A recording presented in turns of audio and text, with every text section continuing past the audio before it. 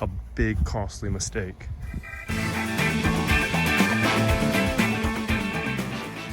This customer picked redwood and we have never used this color before, so we stained this corner, texted them before we continued just to make sure this is what they wanted, and it was. This is the transparent redwood from Stain and Seal Experts, so it does show the wood grain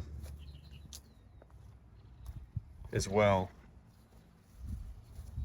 but when it goes on and it's still wet, it's bright. So we just wanted to make sure before we stain this entire fence, which was just installed, and we wanted to get final approval to avoid a big costly mistake.